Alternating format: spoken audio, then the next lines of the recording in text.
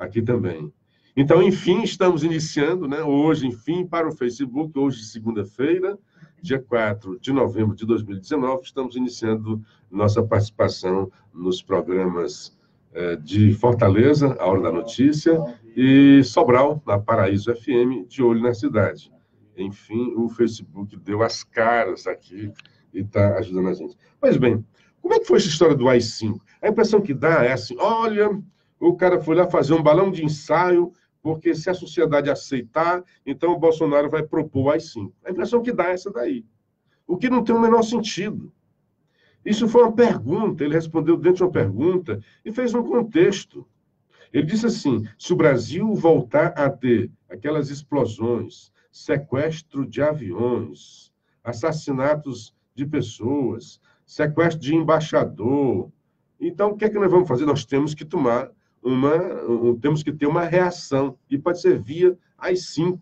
Nossa, aí o mundo caiu a partir daí. Todos os grandes democratas, e aí o que se fala agora é o seguinte, o Bolsonaro queria impor o AI-5 no Brasil. Esses caras gostam de uma ditadura. Não, ele está dizendo no contexto. No contexto. Nós não estamos mais neste contexto. Agora, realmente é infeliz, porque você lembra de um período que dói em muita gente. Então, é só a escolha das palavras. Mas não que isso fosse a escolha de, né, um balão de ensaio. Muita gente está dizendo que foi isso. É o Bolsonaro colocando o balão de ensaio. Como houve uma reação muito forte da sociedade. Que sociedade? Né? Aqueles velhos... Quem é a sociedade? É o presidente do STF. Aliás, o presidente do STF não falou. Né? Outros falaram, né? Outros ministros falaram, como Marco Aurélio Mello, né?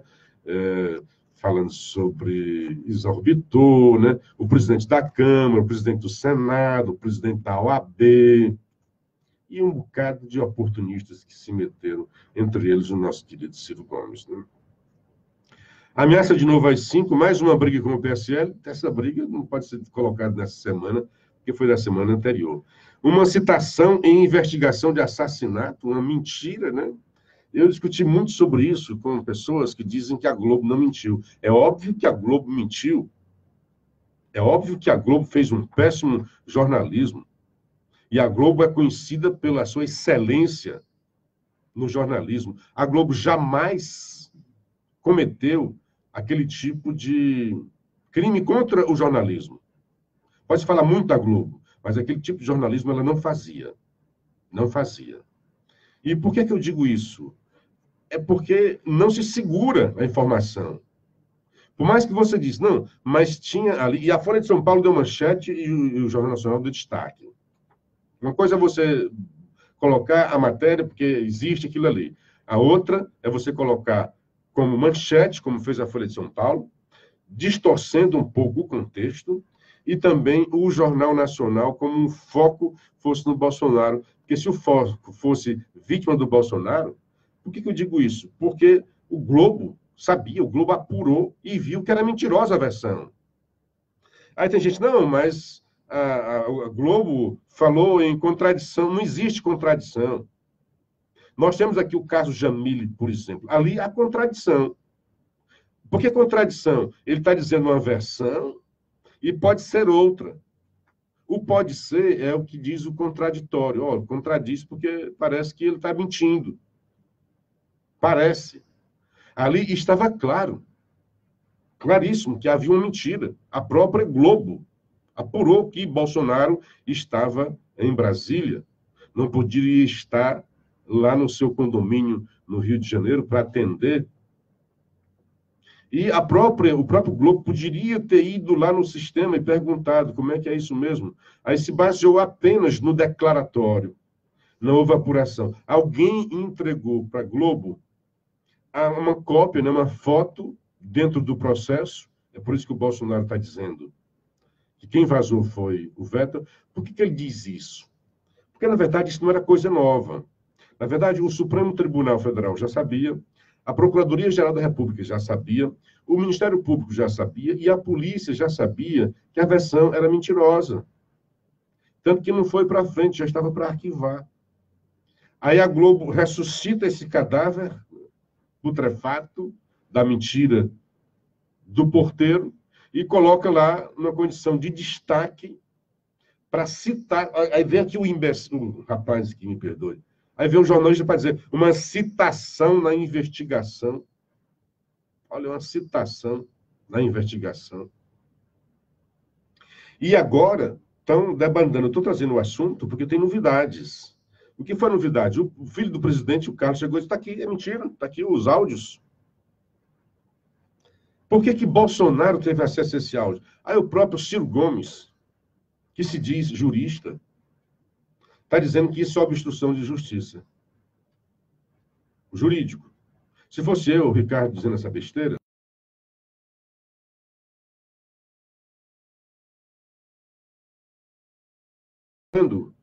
ele saca essa condição de jurista para dar aulas, para explicar para a gente. Olha, obstrução de justiça é quando você destrói provas. É quando você forja provas. Neste contexto, certo? Há vários tipos de obstrução de justiça. Mas aquilo que se quer imputar ao Bolsonaro uma possível, né, uma suposta, usar agora a linguagem deles, né, obstrução de justiça, e que o seu Ciro disse que seria, porque ele pegou provas para a sua defesa. Isso faz parte do processo, né, democrático, do Estado democrático de direito, ampla defesa. O cara foi lá e tirou uma cópia, não adulterou nada. Portanto, ele tem esse dever. E outra, ele faz parte do condomínio. Qualquer condômino pode pedir isso. Está lá na portaria. Imagina você que o seu condomínio tem um sistema de imagens. A sua criança foi brincar no play e, sei lá, se fosse uma bola se perdeu, um brinquedo do seu filho se perdeu. E qualquer pai pode chegar e dizer: olha, deixa eu ver o sistema de imagens para ver em que momento se perdeu, se foi lá no play, ou se alguém levou, como é que foi isso daí. Qualquer condômino tem acesso e pode pedir uma cópia disso daí. Aí, se depois tivesse um crime ali a ser investigado, estaria esse pai sendo acusado de obstrução de justiça porque pegou uma cópia dessa prova? Bobagem, né? Mas assim, querem em cima do cara. Igual a Folha de São Paulo, deu manchete e a própria ombudsman reclamou, disse que não tinha sentido aquela manchete. Quando ele foi citado lá em Minas Gerais, o cara citou que acha que. Como é que você sustenta uma manchete não acha que? Acha que o Bolsonaro foi beneficiado. Está de novo agora. De novo a Folha de São Paulo, embora tenha sido alertada, advertida pelo ombudsman, né, que refletiu sobre o assunto, a Folha de São Paulo traz de novo, dizendo que umas pessoas lá diz que acham que o Bolsonaro foi ajudado. Olha, o PSL é um dos partidos que teve menos recurso financeiro, porque era um nanico. E a distribuição desse butim eleitoral é feito de acordo com o número de deputados lá na Câmara. Ok? Então, o PSL tinha de 4-2, 4, 3, 2 parlamentares. Então, era irrisório o recurso. Desse recurso irrisório, é 30% do irrisório que foi encaminhado para as mulheres. Um partido que é minúsculo como o PSL, que tinha dificuldade de... Até homens que são mais dados à política, imagina com mulheres. E assim, esse dinheiro não saiu do fundo eleitoral para o bolso de alguém, não. Foi para bancar despesas de outros deputados que não mulheres, por exemplo. E ela dizia, não, era feito lá para pagar santinho. Olha, geralmente, essas peças gráficas levam sempre o nome do candidato. No caso lá de Pernambuco, levava o nome de um deputado federal, que é o Bivar, presidente do partido, já é um pouco da distorção, né? Mas a do presidente tinha que ter em todos. E, além do mais, assim, não é que fosse apoiar o presidente Bolsonaro. Muitos desses deputados, na verdade, se apoiavam no nome do Bolsonaro. Faziam questão de colocar a foto, o número e o nome do Bolsonaro. Sou o candidato do Bolsonaro. Quantos não disseram isso por aí, Brasil afora? Aí agora a Folha de São Paulo, você vê se não, eles estão dizendo aí que pode ser que o problema lá em Pernambuco tenha ajudado o Bolsonaro. Veja só, houve um problema lá em Minas, que é maior. A Folha colocou como manchete, a Ombudsman alertou que não se sustentaria, que a matéria era boa, podia sustentar outras coisas, não acho que a matéria em si não estava inviabilizada. Agora, jogar em cima do Bolsonaro, suportado apenas por um acho que, não é jornalismo. É frágil demais. Está de novo repetindo, no caso agora do mesmo Laranjal, só com o Laranjal menor, em Pernambuco, que envolve o presidente do partido, e uma das mulheres que quer ver o Bivar preso. Quer dizer, tem a coisa pessoal. Então, dá de novo, mesma coisa agora, aí a Folha de São Paulo deu manchete para essa história do caseiro, do porteiro, né? E o Globo deu destaque como se o presidente. Então, isso aí não é jornalismo, que você tem certeza de que, quando você apura, se você tem uma informação e apura que ela é incorreta, essa matéria nem vai. Chega uma denúncia para você ou um documento, está aqui, olha, o Ricardo estava lá, vamos dizer assim, né, que estava lá no motel com a Maria de Jesus, no sábado. No sábado, o Ricardo estava com a mulher dele numa festinha de aniversário. Então, você que pegou aquilo dali, vê que é uma maldade querendo queimar o Ricardo. Querendo queimar o Ricardo junto da sua família e tal, querendo prejudicar o cara. E você, jornalista, tinha certeza que ele estava lá nessa festa de aniversário. Aí você vai continuar colocando essa matéria, dizendo, eu tenho aqui um documento dizendo que o Ricardo estava no motel, embora você sabendo, embora você, digamos que você estivesse lá na festa e tivesse visto o Ricardo o tempo todo. Digamos que o Ricardo estivesse lá de 3 da tarde até às 7 da noite, e você também, você visse.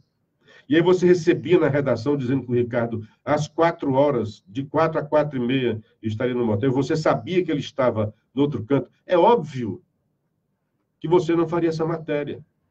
Foi o que o Globo fez. Foi o que a Globo fez. É como se, nesse exemplo, é como se ela soubesse, sabendo que o Ricardo não estava lá, e mesmo assim ela desse a notícia. O que ela queria com isso? Alguma coisa contra o Ricardo. E o que é que essa pessoa que disse que o Ricardo estava lá queria? Qual o interesse dela? Então, mas se fosse para dizer, é para dizer o contrário. O que é que essa pessoa, aí você tem que identificar qual é a pessoa, até agora o porteiro nem identificado foi. Se há alguém ali que está com um negócio esquisito, é o porteiro. E olha que esse processo é um processo muito estranho. A própria Dodge disse, né? Porque tem gente infiltrada, tanto na PGR, dizem, né? Como na Polícia Civil, na Polícia Militar do Rio de Janeiro. Gente importante. Tribunal de Contas, né? Um conselheiro envolvido como se fosse o mandante. E o que eles querem aí sim, está havendo sim uma forte tentativa de obstrução de justiça. Não é esse caso. Bolsonaro pegou para se defender. Olha, vê esse negócio aí, porque o que se vê contra Bolsonaro, todo dia tem uma tentativa de... E alguém falando impeachment, alguém falando impedimento. Olha, tira o cavalinho da chuva. Procurem seguir os rumos da democracia. Enquanto você reflete um pouco sobre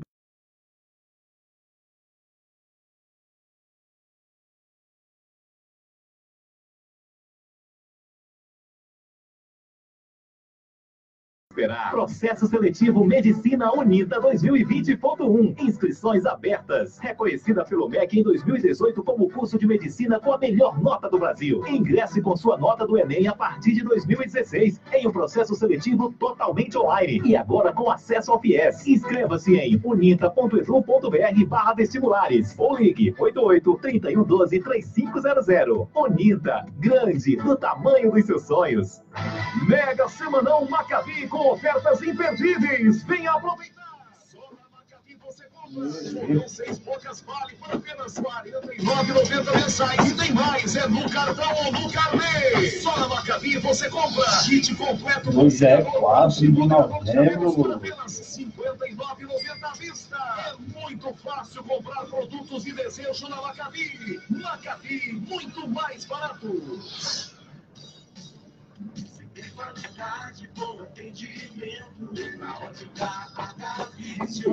Nas óticas Agavision, promoção tamanho família. Na compra de 3 óculos completo. Qual é a operadora da internet aqui para fazer de novo?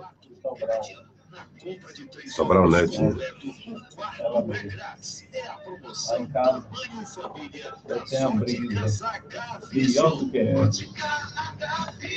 Me dou uma na outra, não quero troco. Tudo é ruim, né? É, toda. A Promovi surpreende mais uma vez e lança pelo segundo ano consecutivo a maior premiação Eu de pago Natal do 50 mega. Quando eu vou olhar à noite, às 25, 23. 0 km e mais 3.000 prêmios extra. A Promovi no ano de 2018 sorteou 12 motos e mais 1.000 prêmios. E neste Natal serão 15 motos e mais Facebook está funcionando, é a transmissão, não? Promovi, a maior do Nordeste. Facebook está funcionando a transmissão, porque aqui está como tentando reconectar aqui. 994033925. Diretor Daniel Freitas.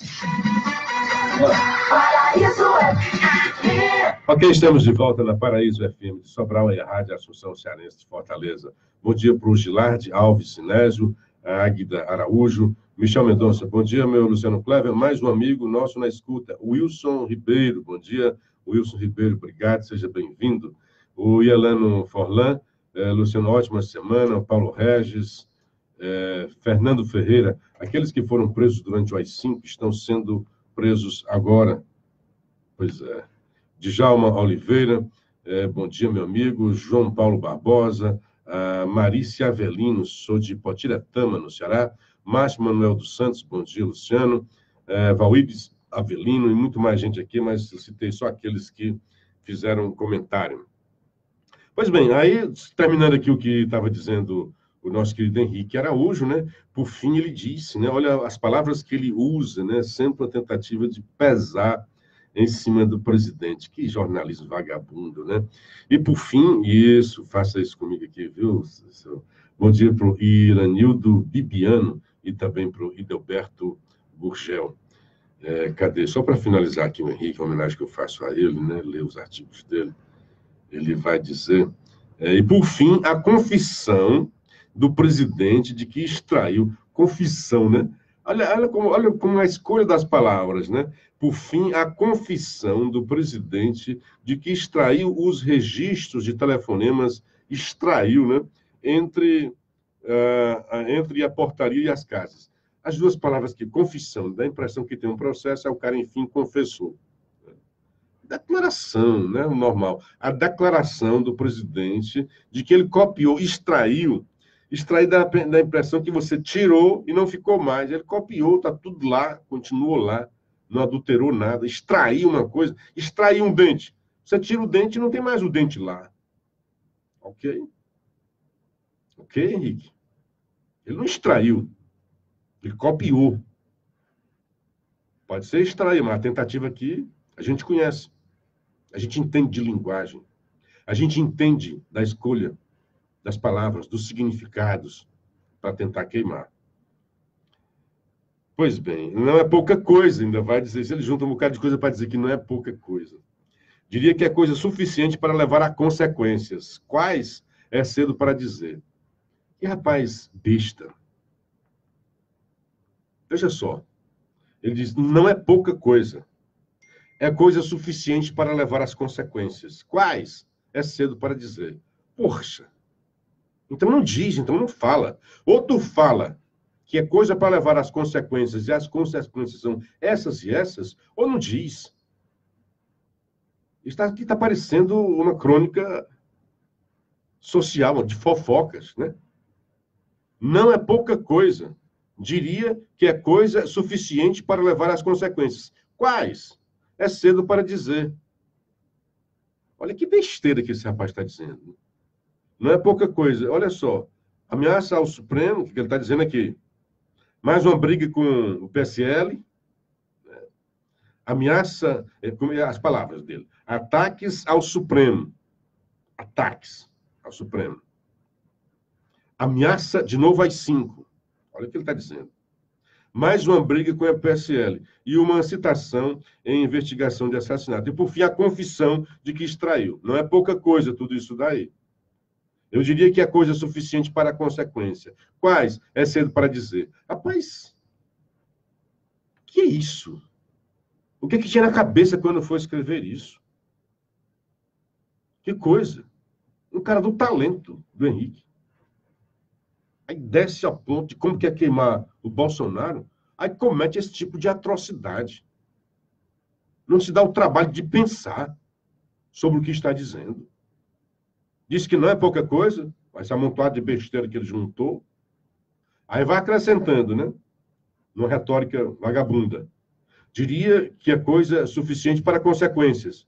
Puxa, tudo é para consequência. Tudo tem consequência. Tudo na vida tem consequência. Até a omissão tem consequência. Quais? Não sei, é cedo para dizer. Como é cedo para dizer? Se você diz que deve ter consequências, então não foi cedo para você achar que tinha consequência? É cedo para dizer. Gente, que besteira. Que besteira.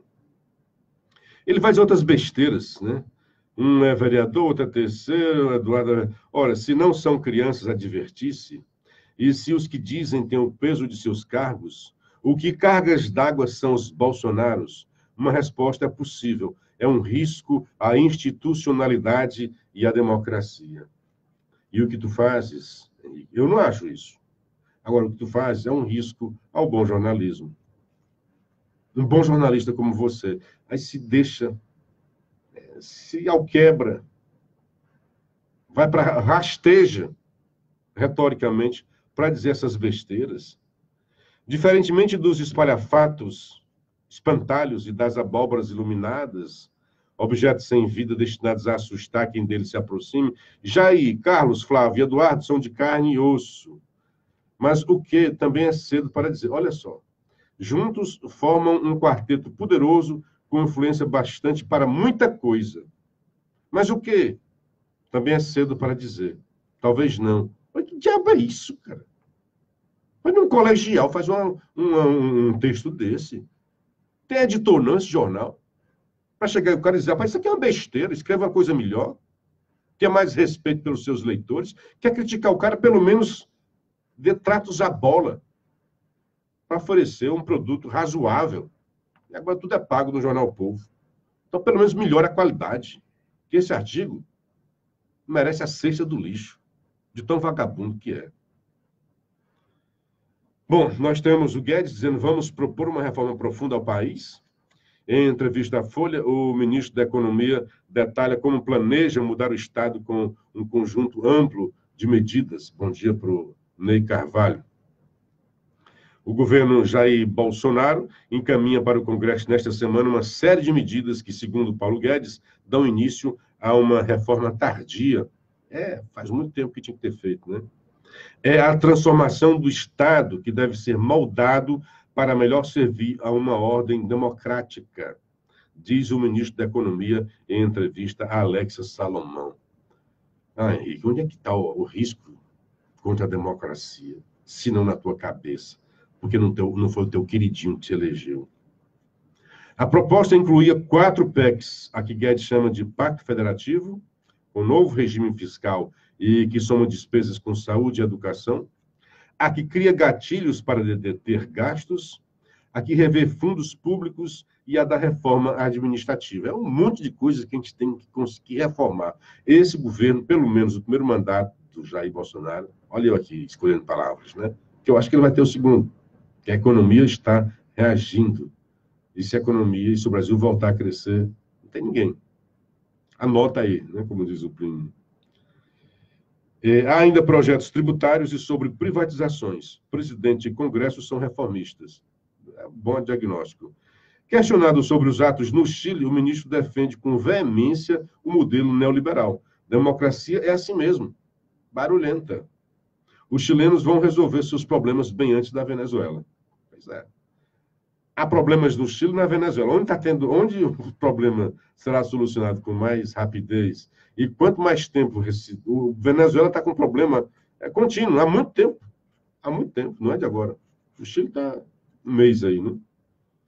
Aí a submanchete desse dia é assim: investigadas do PSL dizem que verba delas ajudou Bolsonaro. De novo, né? 3 candidatas do PSL suspeitas de serem laranjas disseram em depoimentos à PF que as gráficas que aparecem nas prestações de contas realizaram os trabalhos encomendados e que o material eleitoral feito por elas ajudou a impulsionar a candidatura de Jair Bolsonaro. Pois é, aquilo que eu falei. Está lá no cartaz o nome do Bolsonaro. Não foi para ela, foi para outros deputados, né? E está lá o nome do Bolsonaro. Aí isso ajudou o Bolsonaro. Ajudou o Bolsonaro ou ajudou os candidatos lá, né? Uma delas afirmou que todos os dias um container com impressões saía do comitê da sigla para ser distribuído em todo o estado, pois todos os candidatos do partido produziram material para Jair Bolsonaro. Olha a escolha das palavras, né? Os candidatos, todos os candidatos do PSL produziram material para Bolsonaro. Os caras produziram material para eles. E no material deles tinha o nome do Bolsonaro. Simples assim. Quem ajudou quem nisso daí, né? A ex-candidata do PSL diz ter sido usada e quer Bivar preso. Agora em cima do Bivar.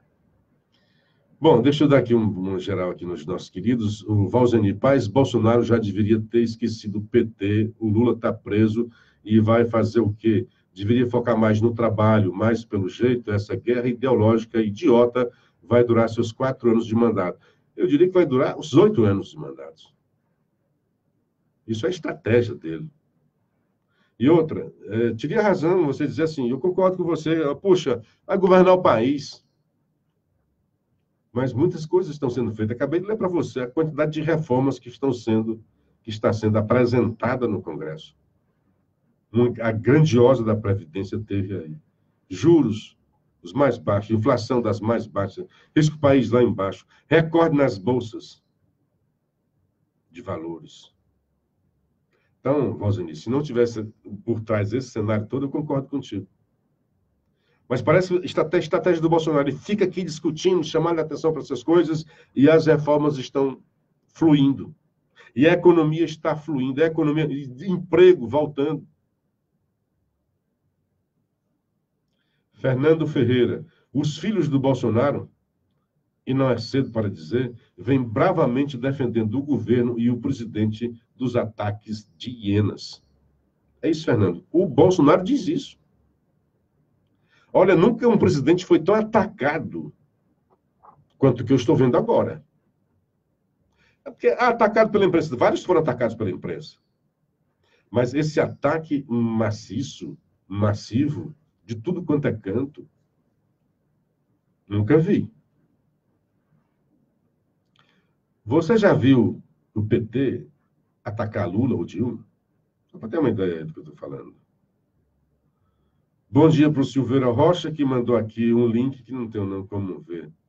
E ainda o Fernando Ferreira. A Venezuela tem mais petróleo que a Arábia Saudita, porém é mais pobre que o Haiti. O socialismo é isso. Realmente. Tem mais petróleo do que a Arábia Saudita. Eu acho que a Venezuela é o segundo maior produtor de petróleo do mundo. Do mundo. E olha as circunstâncias em que está a Venezuela. Aliás, não é de agora, né? Tem há muito tempo isso daí. Bom, assuntos locais. Wagner Viana, bom dia, Luciano. Maduro declarou que os brasileiros que estivessem descontentes com o governo Bolsonaro fossem para a Venezuela. Aí, eu queria ver. Que seriam bem recebidos. Até agora, nenhum se apresentou. Será que as esquerdas não vão atender a esse convite? Multidão fugindo de lá. Milhões. O número está em milhões de gente que foge da Venezuela, foge da crise econômica, foge de todo tipo de crise da Venezuela. A Venezuela é um país quebrado, moralmente, intelectualmente, economicamente, politicamente. Terra arrasada na Venezuela. E cuidado se não acontecer também na Bolívia. A Bolívia o negócio não tá bem, não. Bom dia para a Helena Soares, para a Rita Elânia. Aqui, só passando os temas locais, o Jornal Povo traz ofensiva do PSD sobre prefeitos eleva tensão pré-eleitoral na base camilista. O pessoal do MDB, principalmente, que é o principal alvo, né, do aliciamento, digamos assim, o Domingos Neto, segundo esses deputados, Aldir Mota e Leonardo Araújo, do MDB, principalmente os dois, estão dizendo que os prefeitos da base do MDB que estão indo para o PSD, Domingos Neto, estariam sendo comprados por recursos, porque o Domingos Neto tem prestígio lá na Câmara Federal. É relator do orçamento, então isso é importantíssimo. Consegue recursos para essas prefeituras. Então, muitos dos prefeitos são sensibilizados por esse discurso. Isso o Aldir Mota e o Leonardo estão acusando de que, na verdade, estão sendo comprados com esses recursos do Domingos Neto. Então, tem essa briguinha aí dentro da base do próprio governador Camilo Santana. Então, é uma disputa de poder. A política é assim, isso é o jogo da política. O MDB não elegeu Eunício. Eunício eleito, não estaria havendo esse tipo de ataques nas suas bases eleitorais. Então, enfraqueceu, igual lá. A história das hienas e do leão. O leão se fragilizou, as hienas correm para cima. Bom dia para o Auriclésio Macedo. Denúncias são graves, diz Aldir Mota, né, repercutindo a história daí. Domingos Neto diz que, na verdade, esses deputados tentam justificar sua própria incompetência com esse discurso, né? Que mais que eu tenho aqui? Guilherme sobe o tom contra Ciro. Está na coluna do Massa, hoje, né? O presidente eleito do PT de Fortaleza, vereador Guilherme Sampaio, subiu o tom. Aliás, estão dizendo aí que os aliados de Ciro e Lula já perderam a esperança, não há mais retorno. Ciro queimou os navios, não tem como retornar para o porto lulista. Ele sempre ia e voltava, né? Mas parece que dessa vez ele queimou os navios. Ele acha que, para se candidatar, Lula tem perturbado. Na verdade, se ele contasse com o apoio do Lula, seria excelente.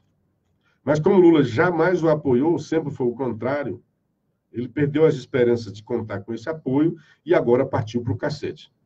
E, aliás, Ciro parte para o cacete de quem quer que se coloque à sua frente, que possa fazer sombra à sua candidatura. O último foi o Luciano Huck, a quem ele chama de estagiário. Estagiário. Pois é. Então, contra o partido e seus militantes. Em entrevista recente a Isto É, Ciro voltou a atacar petistas, chamando o ex-presidente Lula de enganador profissional. O Ciro pode dizer isso, porque um dos maiores enganados foi o Ciro. É um cara inteligente como o Ciro, esperto como o Ciro. E foi o tempo todo enganado pelo Lula. Desde a primeira vez em que ele fez com que o Ciro transferisse o seu voto aqui de Sobral contra o querer de sua mãe, Dona Maria José, que o aconselhou não vá para São Paulo, mas Ciro acreditou no Lula e foi para São Paulo ser candidato ao governador de São Paulo. Imagina. Então, como o Ciro estava colocando sua cabecinha de fora para ser candidato naquela época, como poderia fazer sombra ao projeto de Lula, Lula deu uma rasteira no Ciro. É isso porque, desde aí, a trajetória de enganador profissional vem desde aí. O Ciro foi enganado. O Lula disse que quando nós queríamos fazer o Ciro candidato ao governo de São Paulo, mas a primeira coisa que ele chegou lá foi falar mal do PT, então o candidato foi o Mercadante. É óbvio que é só uma desculpa. Na verdade, depois que o Ciro transferiu seu título para lá e que não podia mais ser candidato, adeus, deu um pé na bunda do Ciro. E houve vários outros. Guilherme rebate. Ao atacar Lula, que se encontra na condição de preso político, é uma mentira deslavada do Guilherme, né? aos 74 anos, ele é um político preso, condenado e preso por lavagem de dinheiro e corrupção passiva. Recebeu grana, muita grana. Ele está sendo preso e condenado por pouca grana, mas ele recebeu muito mais grana, igual ao Capone. Foi preso por crimes menores. Foi condenado por crimes menores. Ciro Gomes apenas expõe, agora palavras do Guilherme, apenas expõe sua covardia e o oportunismo de sempre. Se é de sempre, Guilherme, porque só agora você fala. Então você também está sendo oportunista. Se o Ciro, desde sempre, foi covarde e oportunista, por que o Guilherme só agora fala isso? Aponta para onde o vento lhe sopre uma chance que seja para ser visto diante de sua eterna obsessão pela presidência. O Lula também teve essa obsessão. Candidatou-se 4 vezes. O Ciro vai para a 4ª agora. Da mesma forma como troca de partido, como quem troca de roupa. Ciro, Guilherme, tá? Ciro fala olhando para o espelho, sem dar conta de ter sido derrotado por Fernando Haddad. Imagina o que seria dele com Lula em liberdade. Seu ego inflado não aguenta tamanha humilhação, mesmo diante de sua verborrágica fluência. A verdade é que todo mundo já cansou de Ciro. E que Lula, mesmo preso, continua novinho em folha. Pia. Completa a fala do vereador. Está aí o Guilherme dizendo isso, está hoje na coluna do Maza, né? Que deu voz para o Guilherme, é o presidente eleito do PT em Fortaleza. E não aguentou mais o Ciro ficar o tempo todo falando mal do PT e deu essa resposta. Só que quando essa resposta tem lá também suas contradições. Aqui sim, contradições. Por que contradições? Ele disse que o Ciro de sempre foi covarde e oportunista. Mas se sempre foi covarde e oportunista, por que só agora fala? Bom, a outra, agora já manchete aqui. Em crise, estados atrasam salários e tentam achar recursos para pagar o 13º. Que muita gente fala assim, o Estado do Ceará, mas não faz mais do que a obrigação, o Camilo faz. O Estado do Ceará, e aliás, numa cartilha contrária ao PT, né? Acho que o Camilo é o menos petista dos governadores ou dos petistas, porque os petistas não gostam de ajuste fiscal. E o Ceará, embora tenha caído, né? Ou caiu no ranking aí de ajuste fiscal, mas ainda continua em boas condições. Então, eu digo diante disso porque 5 estados atrasam salários e tentam achar recursos para pagar o 13º. São eles Mato Grosso, Minas Gerais, Piauí, Rio Grande do Norte, Rio Grande do Sul e Sergipe. É um no Centro-Oeste, um no Sudeste, um no Sul e 3 no Nordeste. Estados com dificuldade de honrar a folha de pagamento. Por isso é que é urgente essa reforma administrativa. Bom dia, André Lima. Bom dia, Eliseu Barroso. Bom dia, Osmar Mesquita. O André Lima mandando bom dia para o Eclécio. O Edmar Cordeiro. O Ciro, cachorrinho do Lula, cansou de balançar o rabo. É isso aí. Outra coisa, setor imobiliário inicia expansão. Então, os caras, Bolsonaro vai trabalhar. Puxa, as notícias que a gente tem aqui, aí vão dizer, apesar do Bolsonaro, será que é mesmo? Setor imobiliário inicia expansão, também um dos últimos a reagir. E por que a importância e a alegria dessa notícia? Tá aqui, ó, captações bilionárias. Por que tem captações bilionárias? É alguém acreditando, vai dar certo. E juro baixo, de julho para cá, o mercado captou 3 bilhões e 800 milhões de reais. O mercado imobiliário pode estar perto de uma retomada vigorosa. De julho para cá, 6 construtoras e incorporadoras captaram 3 bilhões e 800 milhões em novas ofertas de ações para colocar o pé no acelerador em seus projetos residenciais e comerciais. Por que isso é de se alegrar? Porque é a área, o setor que mais emprega gente que não tem muita qualificação. A gente viu aqui o segmento dos jovens. um dos que estão mais recuperando emprego, mas tem que ter muita qualificação.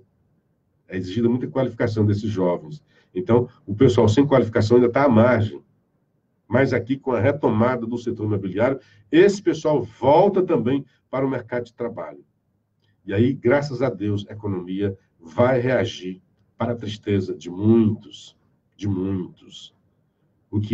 Isso sim é de hiena, que é trabalhar contra o Brasil.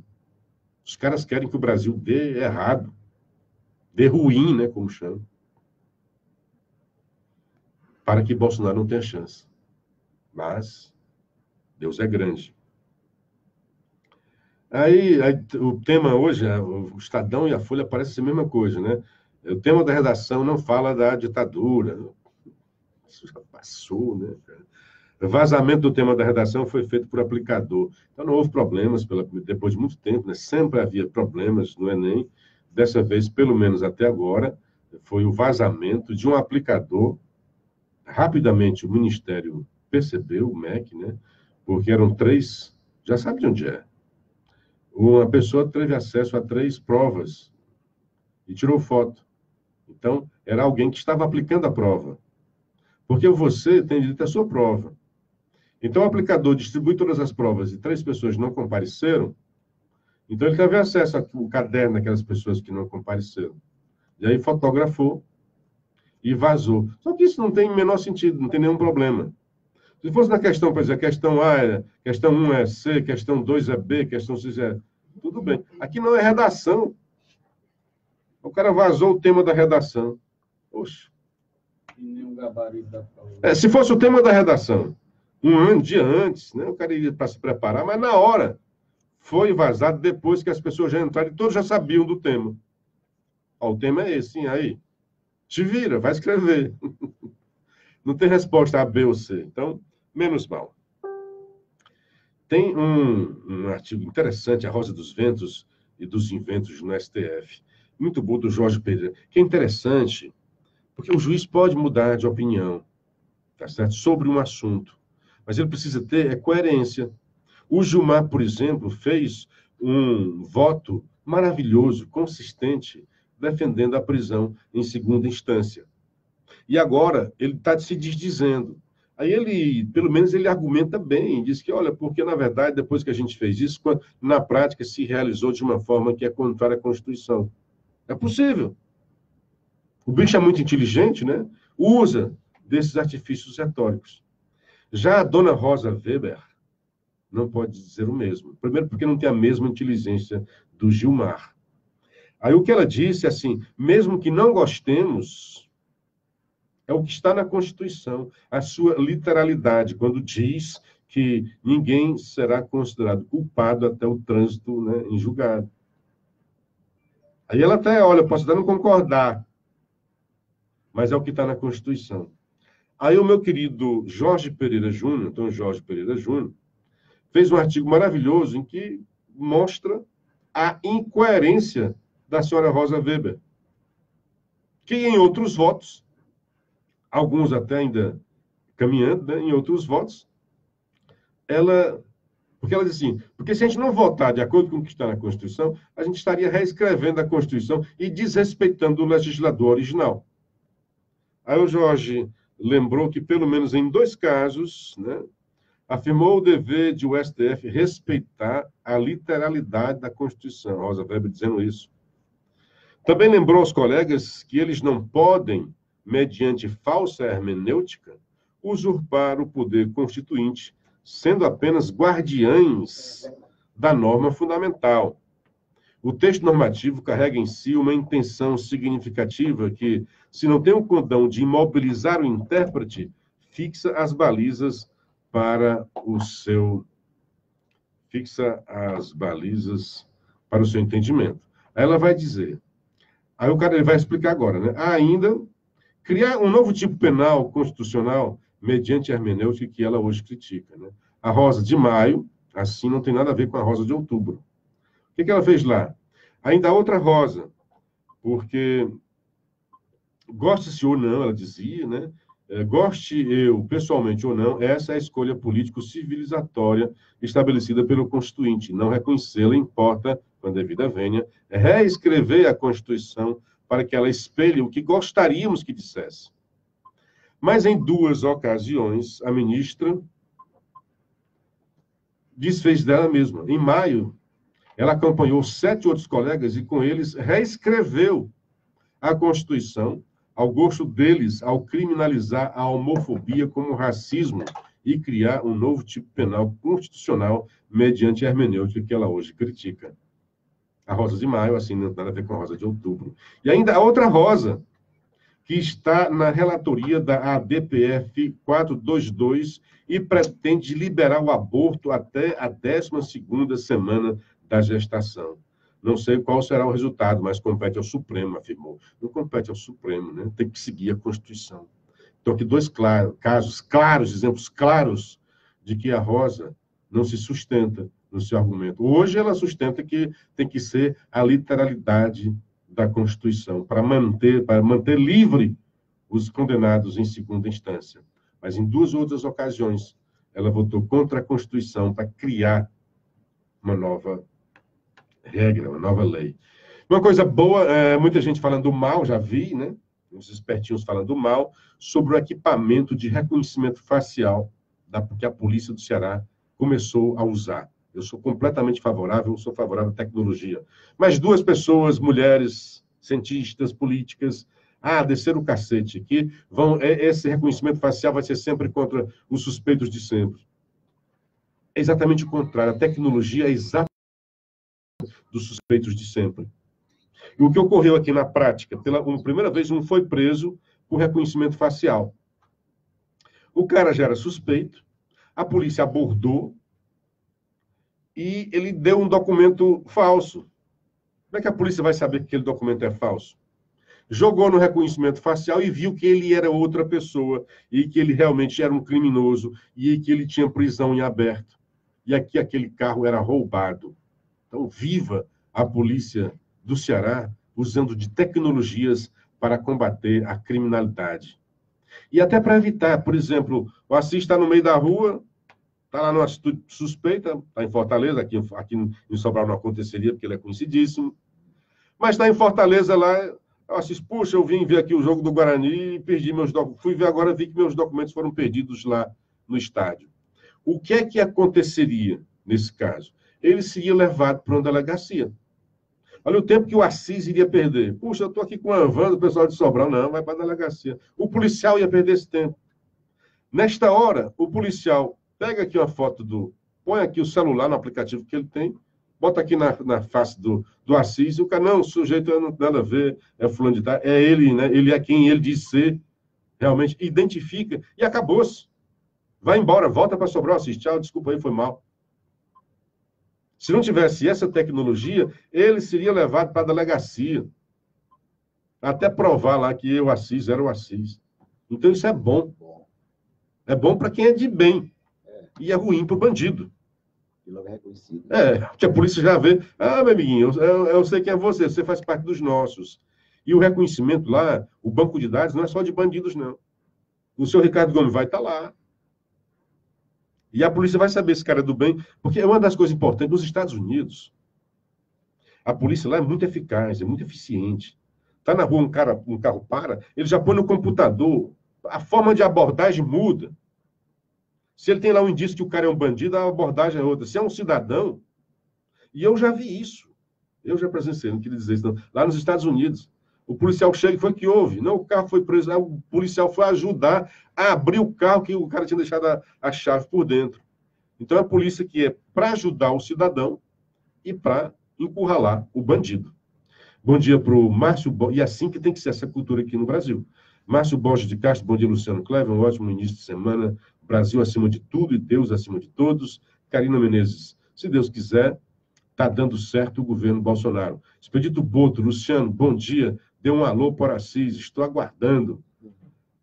O Soares da Retífica, um grande abraço para você. 6h58. O tempo passou e está na hora da gente desfazer a conexão entre Sobral e Fortaleza. a Rádio Assunção, terminando agora o programa A Hora da Notícia, e vai em seguida o nosso grande querido colega Carioquinha. Grande abraço com o seu Bom Dia Fortaleza. E aqui em Sobral, na Rádio Paraíso FM, retoma o comando do programa o grande comunicador Assis Nascimento e o seu De Olho na Cidade, ao lado do querido colega Ricardo Gomes. A todos vocês, um grande abraço, grato pela audiência, um dia bastante proveitoso e até amanhã, com a graça de Deus. Tá aí, Luciano Cleber, que retorna amanhã, se Deus quiser.